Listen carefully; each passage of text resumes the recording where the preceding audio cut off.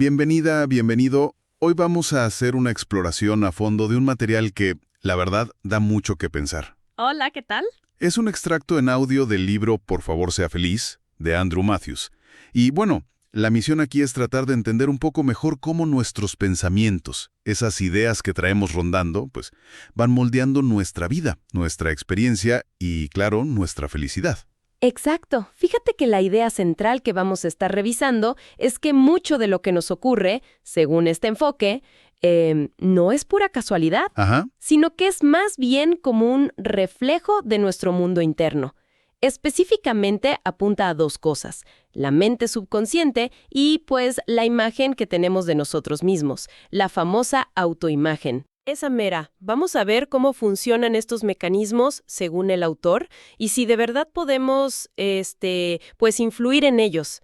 Suena a que quizá tenemos más control del que creemos, ¿no? Interesante. Bueno, pues arranquemos. Hay una imagen que usa el autor que me parece muy gráfica. La mente como un iceberg. Sí, es un clásico. Es esa analogía, ¿no? La puntita, lo que se ve, es la mente consciente. Con esa razonamos, hacemos planes, pero abajo, la parte enorme, oculta. Ese es el subconsciente. ¿Claro? Y lo que plantea el material es que esa parte gigante, la sumergida, es la que realmente maneja un montón de nuestras reacciones automáticas. Sí, como en piloto automático. Exacto. Y que ahí, en buena medida, es donde se cocinan nuestros éxitos, pero también nuestros fracasos repetitivos. Y justo ahí entran los famosos patrones de conducta. Esas cosas que hacemos una y otra vez casi sin darnos cuenta, ¿no? El audio pone un ejemplo muy claro, el del amigo David, que siempre llega tarde al tenis. Y bueno, puede dar 1000 pretextos. El tráfico, que si el perro, lo que sea, sí. Pero el libro sugiere que la raíz es más profunda. Es un programa interno, un patrón de impuntualidad ya instalado. O sea, no es mala suerte ni casualidad. Según esto, no. Y lo mismo aplicaría para quien parece atraer siempre el drama, o vive en un desorden constante, o incluso para quien repite ciclos de quiebra financiera. Hay una frase ahí que, híjole, es fuerte. A ver. No es cuestión del dinero que ganas, sino de lo que haces con él. Insiste en que eso también es un patrón subconsciente. ¡Wow! Y también menciona otro patrón curioso, ese de sentirse indispensable. Sí. Esa idea de que si yo falto, todo se derrumba, como si el mundo dependiera de uno. Pero bueno, así como describe estos patrones que nos limitan, también habla de los positivos, ¿cierto? Claro, también están los buenos. Gente que dice, y se lo cree, yo nunca me enfermo.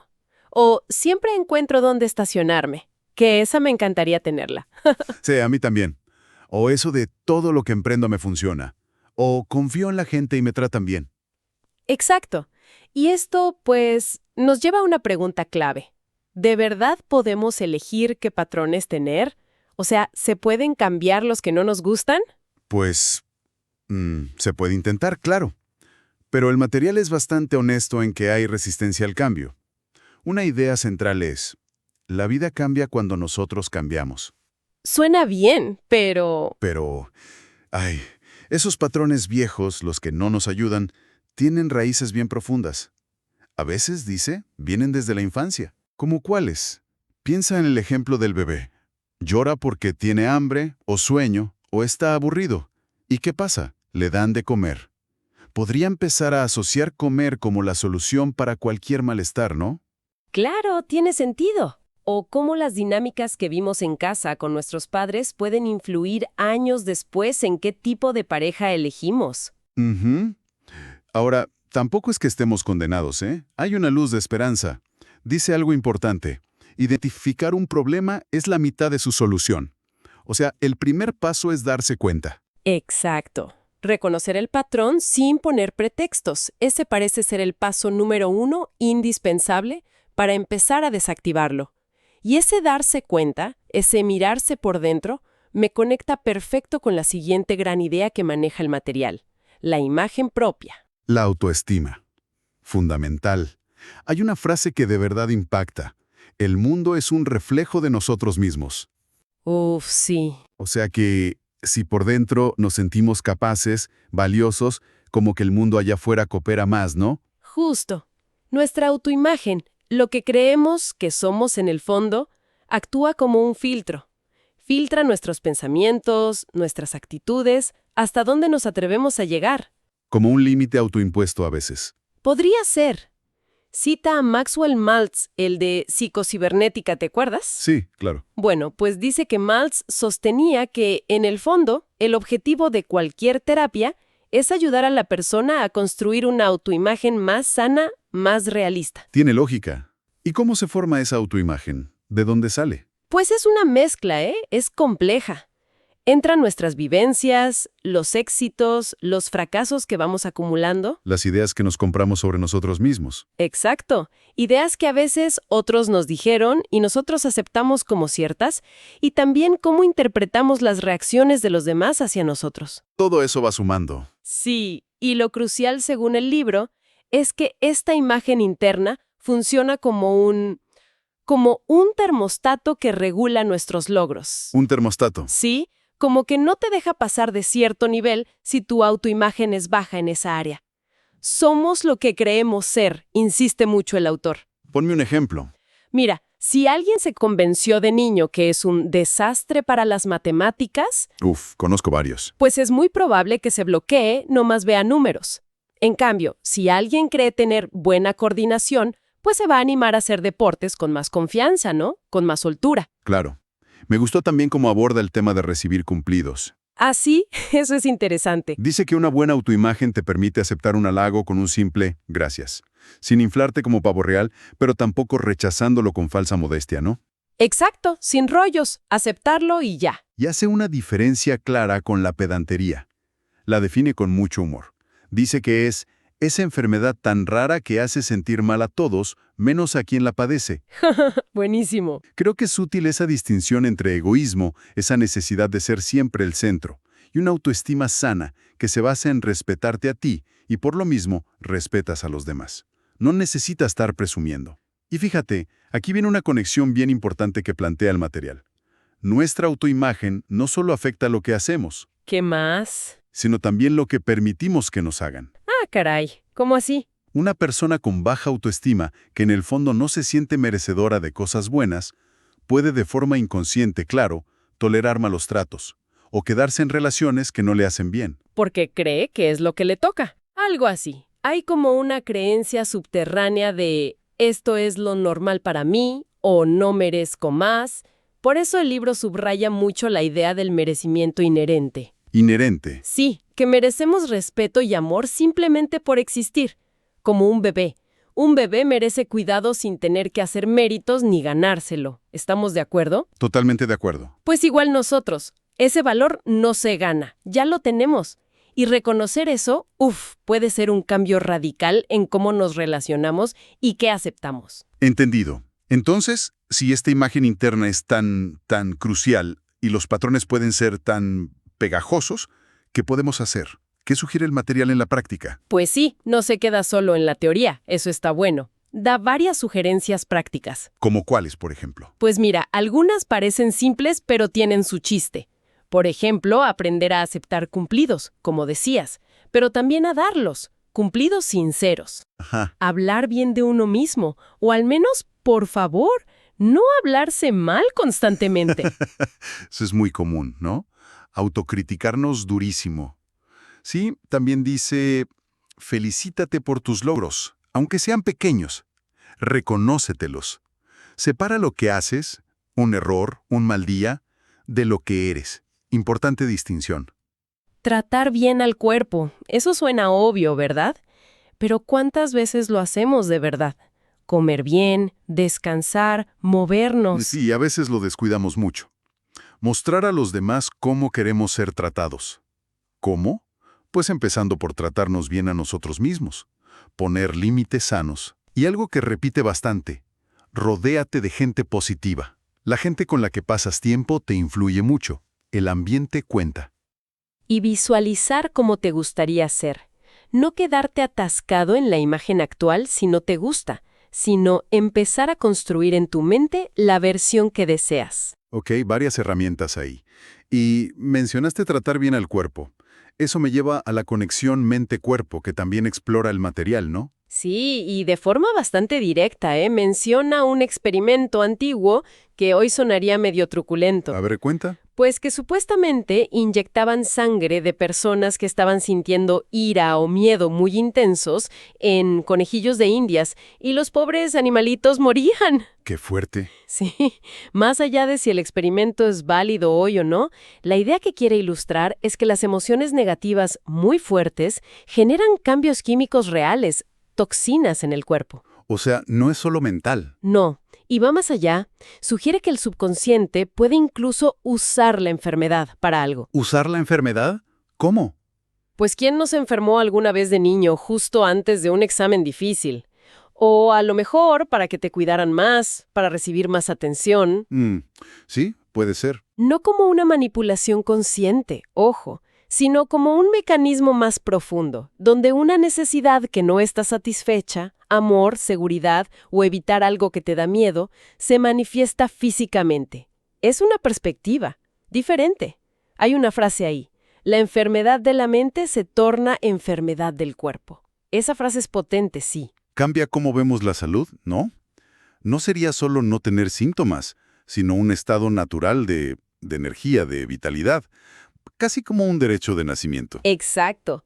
Y nuestro cuerpo, dice, podría ser un templo o un nido de microbios, y que depende mucho del ambiente mental que le creamos con nuestros pensamientos de todos los días. ¿De verdad podemos influir tanto en nuestra salud física con la mente? Pues el material argumenta que sí, bastante, e incluso propone reinterpretar el dolor, tanto el físico como el emocional. ¿Cómo? No verlo como algo malo. No como un enemigo a callar a como de lugar, sino más bien como un sistema de mensajería, un foco rojo que se prende. Una señal. Eso, una señal de que algo no anda bien, de que necesitamos cambiar algo.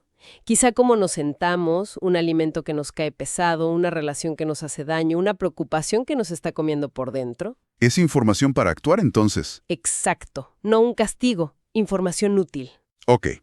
Otra herramienta clave que menciona es vivir el ahora. Ese es fundamental en muchas filosofías, ¿no? Sí. Me encanta cómo describe a los niños, totalmente metidos en su juego, en el presente, sin angustiarse por lo que viene después. Absortos. Y explica que gran parte del miedo que sentimos es preocupación por el futuro, por lo que podría pasar, aunque quizá nunca pase. La imaginación nos juega malas pasadas a veces. Totalmente. La cita de Mark Twain es buenísima. Mi vida ha estado llena de terribles desgracias, la mayoría de las cuales nunca sucedieron. Es genial. ¿Cuánta energía gastamos en escenarios que solo existen en nuestra cabeza? Exacto. Y fíjate, vivir en el presente, según esta lógica, está súper conectado con el perdón. ¿El perdón? ¿Por qué? Porque perdonar a otros, dice el libro, no es tanto hacerles un favor a ellos. Sino a uno mismo. Exacto. Es como soltar un ancla que te tiene atado al pasado, a ese dolor, a esa ofensa. Es dejar de revivirlo una y otra vez. Tiene sentido. El resentimiento consume mucha energía. Mucha.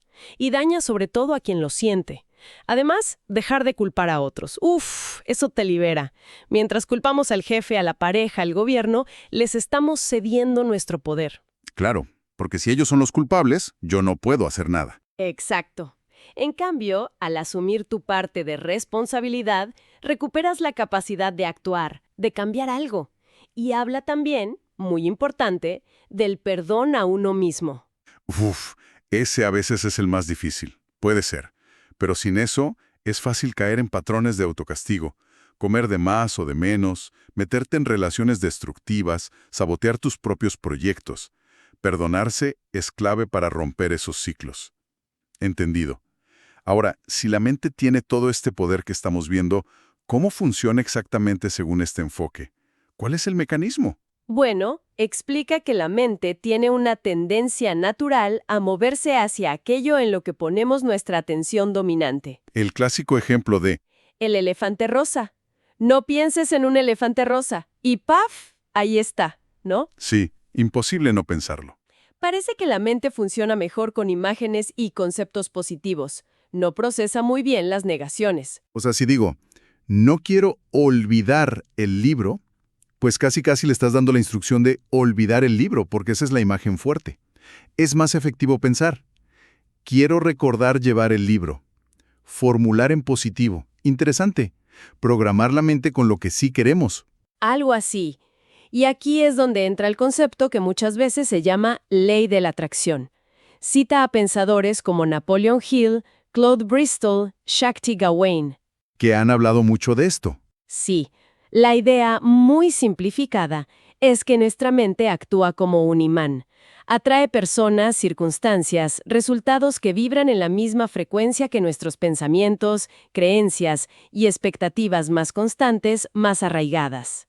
Suena un poco a magia para algunos. Sí, pero el material hace una aclaración importante. Esto no reemplaza el esfuerzo, ¿eh? No es que pienses en ser millonario desde el sofá y ya está. Ajá, no es varita mágica. ¿No? Pero sí sugiere que alinear tu pensamiento y tu emoción con lo que deseas puede facilitar mucho el camino. Como que te ayuda a ver oportunidades que antes no veías. Te abre puertas. Prepara el terreno mental, digamos. Y en esa preparación, las palabras que usamos todos los días juegan un papel clave. Totalmente. Según el libro, las palabras no son inocuas, para nada.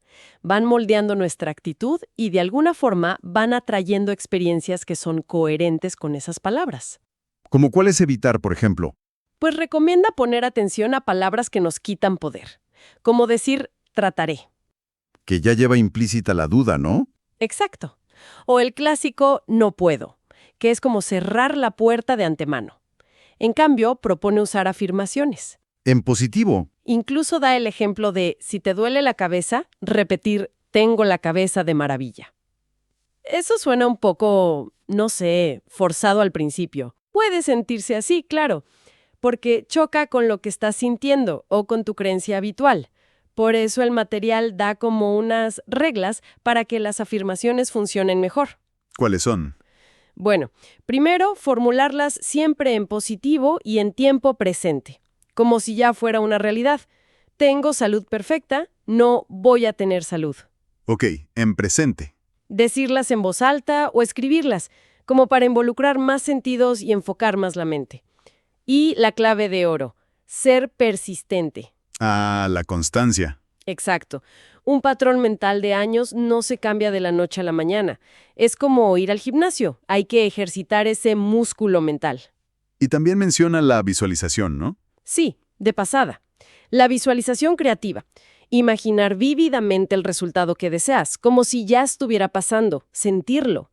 Dicen que Einstein usaba experimentos mentales, ¿no? Sí, visualizaba sus teorías. Y muchos atletas, por ejemplo, ensayan la carrera o el partido en su mente 1000 veces antes de competir. Se ven ganando. Preparación mental. Hablando de resultados, el material le da una importancia enorme a tener metas claras. Muchísima. Cita a Viktor Frankl, el psiquiatra que sobrevivió a los campos de concentración. Una historia tremenda. Sí. Él observó que tener un propósito claro, una razón para seguir viviendo, como terminar un libro, reencontrarse con alguien, era un factor decisivo para la supervivencia de algunos prisioneros. Imagínate qué potente. Da perspectiva, ¿no? Totalmente. Y luego introduce una idea que me pareció fascinante. La ley de precesión, de un tal Buckminster Fuller. ¿Ley de precesión? ¿Qué es eso? Básicamente dice que cuando perseguimos una meta con enfoque, los beneficios más valiosos muchas veces no son la meta en sí, sino lo que obtenemos de ladito, en el proceso. ¿Cómo qué? Pues lo que aprendemos, las habilidades que desarrollamos sin querer, la gente interesante que conocemos en el camino. A veces eso resulta ser más importante que la meta original. O sea, valorar el viaje, no solo el destino. Exacto. Le quita un poco esa obsesión exclusiva por el resultado final. Y también advierte algo importante. El camino hacia una meta nunca es una línea recta. Cierto, siempre hay curvas y baches. Lo compara con la marea, que sube y baja. O con cómo crece un árbol, que no crece derechito, necesita ajustes. Esperar un progreso lineal y perfecto solo lleva a la frustración. Habrá que corregir el rumbo muchas veces. Es más realista, ¿sí? Y da otro dato interesante. Dice que, según estudios que cita, solo un 3% de las personas escribe sus metas. ¿Tan poquito? Parece que sí. Escribirlas. Un acto tan simple, pero que parece marcar una diferencia enorme en el compromiso y la claridad que tienes. Habrá que probarlo. Y para que nadie se desanime pensando, es que yo empecé muy abajo o tengo muchas desventajas, recuerda historias de superación, como Demóstenes, que era tartamudo y llegó a ser un gran orador. O Lincoln, con todos sus fracasos antes de ser presidente. Exacto. O Churchill, o figuras así. Lo que importa, dice, no es tanto dónde empiezas, sino hacia dónde vas y sobre todo si sigues avanzando a pesar de todo. La dirección y la persistencia. Eso. Y finalmente, en esta línea de principios, habla de la ley de la siembra y la cosecha. Que es básicamente... La regla de oro, ¿no? Recibimos lo que damos. Si siembras crítica y negatividad, pues eso vas a cosechar. Si das apoyo, ánimo, cosas buenas, es más probable que eso recibas de vuelta. Como un eco, sí. Y usa una metáfora bonita. Dice que la naturaleza es generosa. Una semillita de melón no da un solo melón, da una planta que produce muchos. Exacto. Sugiere que lo que damos de corazón, con buena intención, de alguna manera vuelve multiplicado. Interesante. Pasando ahora un poco a la actitud general ante la vida, el libro es bastante directo sobre tomar riesgos. Sí, no se anda con rodeos ahí. Hay una frase muy gráfica.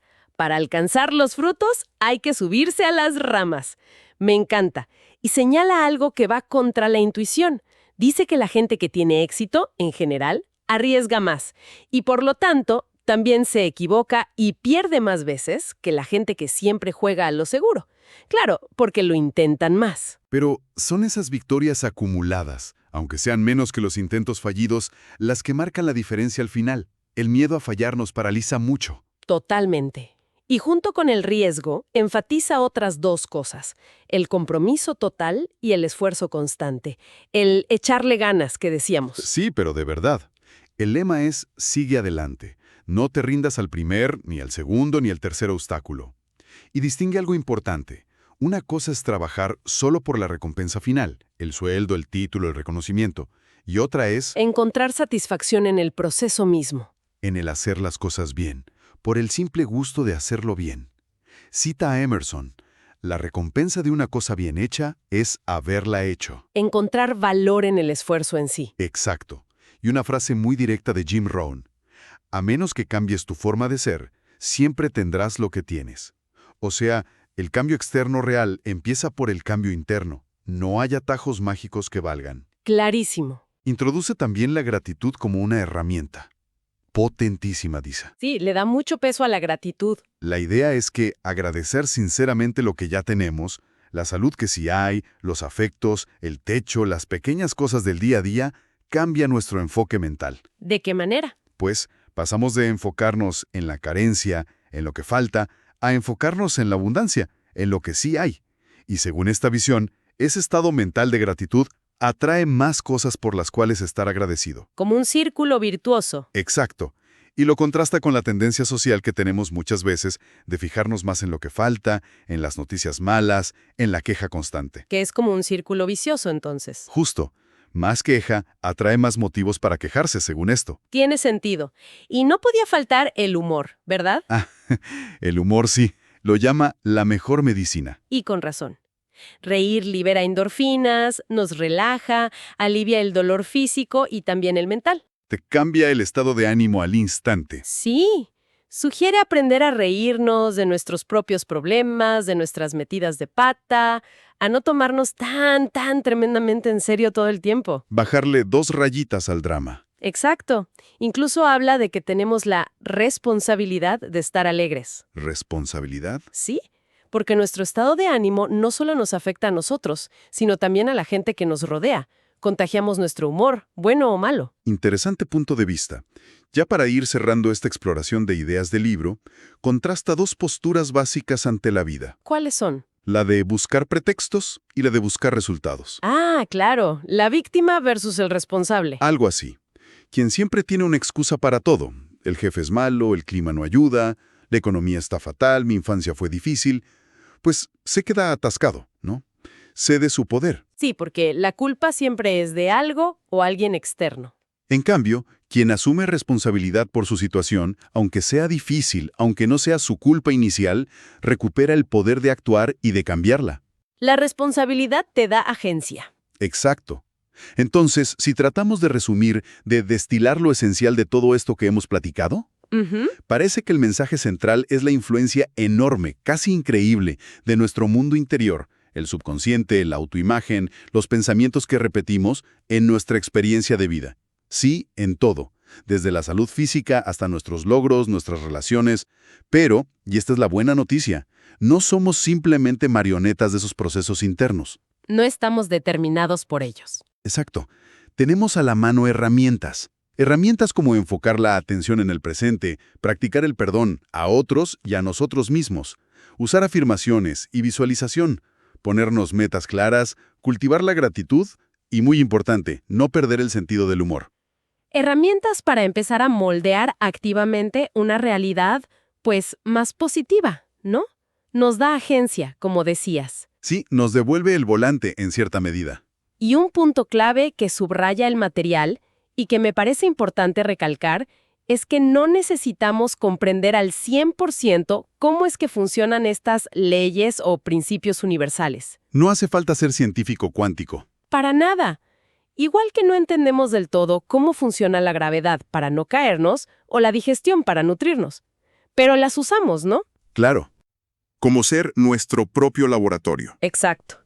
No se trata de pensamiento mágico desconectado de la acción, ojo, sino de un intento consciente de alinear nuestra mente, nuestras emociones y, claro, nuestras acciones, con principios que, según el autor, parecen regir el bienestar y el éxito.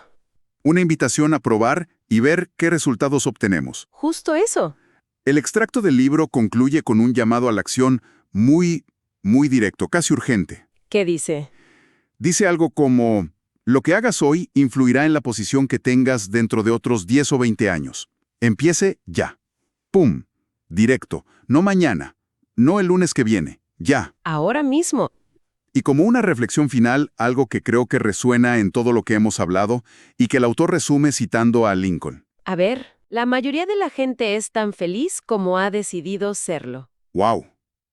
Tan simple como una decisión. Bueno, quizá no tan simple de ejecutar, pero ¿y si el primer paso, el más fundamental y potente de todos, más allá de las técnicas y herramientas, fuera simplemente tomar la decisión consciente? ¿La decisión de ser feliz? Sí.